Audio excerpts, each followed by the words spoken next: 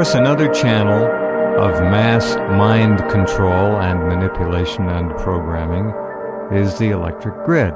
And we're seeing more evidence of that sneaking around the horizon with the advent and installation, without federal mandate, of smart meters, which absolutely monitor everything you do in the house in terms of appliances, loads, kilowatts used, and so forth. They can also, I think, it's a two-way deal. They talk about them as being transmitters, but I'm pretty sure they can receive, and they certainly can receive to the extent that they can shut your power off remotely, that's for sure.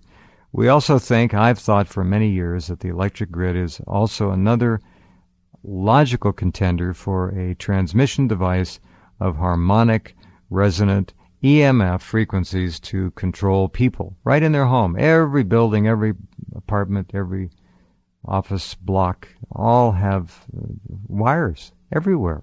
You're inside you're inside a cage, a hamster cage, electrified hamster cage of wires which can be charged up and made to disseminate almost anything. All right, now in the preface of the book, let me just read this here. The stock market forecast and future historical timeline is not intended as prophecy in the Bible sense or biblical sense of the word, but is based upon correlations between the books of Genesis, Daniel, Revelation, and reoccurring cycles evident in the implicit order of God's natural design. Now, you talked earlier about fractal. A lot of people have heard the word fractal, but they don't understand what fractal is. Define fractal for us, if you would, so people can get a grasp of that. You might even want to look it up online, those of you who don't know. I'm sure there must be hundreds of thousands of hits just on the word fractal, F-R-A-C-T-A-L, fractal. It comes from the Greek. It means, from the Greek fractus, it means fragment. It has really to do with a small subunit that's being reproduced over and over again on a larger scale to create a larger structure. So you can find that same fractal configuration in, say, I already mentioned the outline of certain types of leaves, a mountain range, clouds, aerial view of a shoreline. There's all kinds of relationships where that's evident. You can find it in time-dependent phenomena like the oscilloscope tracing of a heartbeat. It's something that just it shows up time and time again throughout science, the population growth curve, for example, of birth, maturation, and death. So that's all it's really describing is this natural order, and you can look at it through a microscope, or you can back up to deep space and take a look at it, and it looks exactly the same. And that's exactly what you're seeing in the financial markets, such as these stock indexes. Right, very good. All right, so how has the book and how has your work been received in the past by people who are credible and honest, who work on the inside? I don't really have a lot of feedback on it yet. This is really my first debut. The booklet really didn't circulate, but I'll know more as the weeks and the months proceed. The usual reception you get for information such as this is that since it hasn't occurred yet, people don't really feel the impact. Right. So you're predicting the future that only has value when it occurs, and of course it's too late. It's kind of like remote viewing. Unless you can validate it, it doesn't mean anything. Right, exactly. But when you have a track record that has accurately predicted 7 out of 7 events, and they were documented in major media before they occurred, then that should give that information more credibility. So I haven't really made any errors yet, and therefore the prediction that I'm making now has a very high probability of being accurate. What do you see about war as a mechanism of all this? We've again seen what I mentioned earlier. We're about to see one apparently. Netanyahu is furious about the leak for Israeli plans to drag the United States in to a major war on Iran, a nation of 80 million people. And, of course, the UK right there, the Zionists, right in line saying, we're going to support the United States. Well, come on. It's a three-way deal. There's nobody supporting anybody. It's It's a collective effort. So the war on Iran will be another one. And let me get you to comment on that, how that might play into this, and I got another question. Well, one of the values that this has is that you can extrapolate from what the markets are actually projected to do to what should be going on politically. In other words, if we have a major crash coming up in 2012 and 2013, something obviously caused that, and there's only a few things that can actually do that. It could be environmental, for example. It could be political, as you mentioned, like a war. It could be just simply a banking collapse for whatever reason. Mm-hmm. But, war seems likely. What I didn't mention is that there's actually going to be two stock market crashes.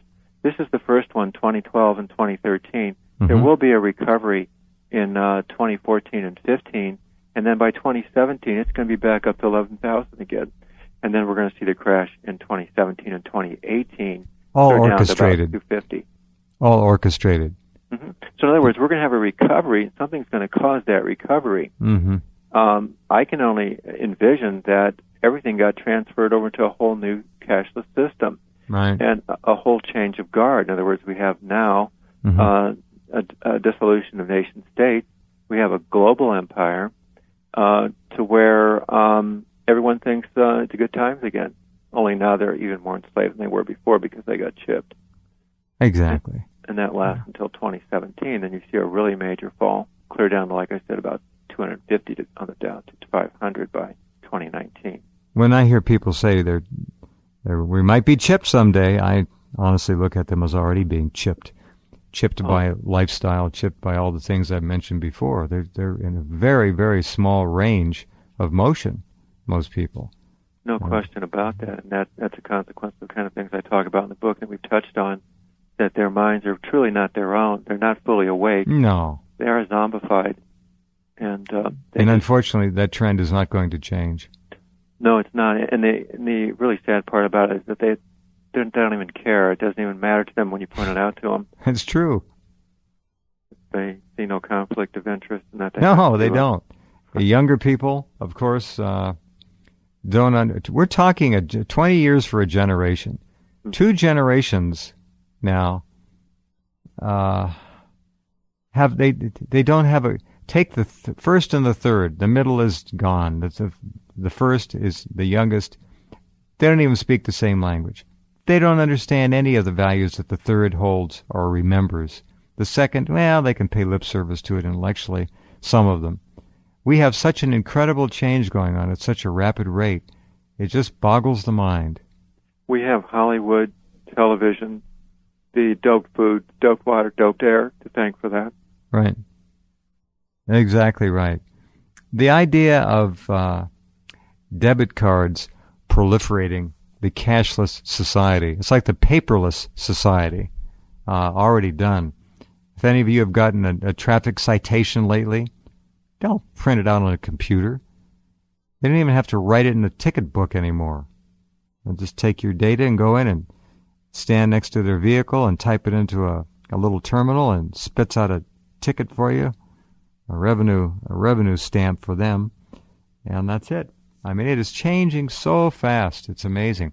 Russia and China already bought out, bribed players. They did nothing to stop the slaughter of Libya, neither one of them. They barely even talked about it. What will they do about Iran? If they've been given several trillion, who knows how many trillions each? Probably nothing. So it looks like the game is rigged now on a planetary basis. Right. You do have this hierarchical cabal that at the top are really the same players, and I don't really think that nation states exist as they may have at one time. No. And therefore you have this pretense of borders, but basically I don't really think there are any borders anymore. No, there really aren't. And when somebody said, I've forgotten who, when a nation no longer deems or is able to or desires to enforce its borders, it is no longer a nation. It's that simple. And that's the idea. Homogenize everything. Look at the incredible... Well, what's nice about this analysis is that it shows you what they're doing behind the scenes before they do it.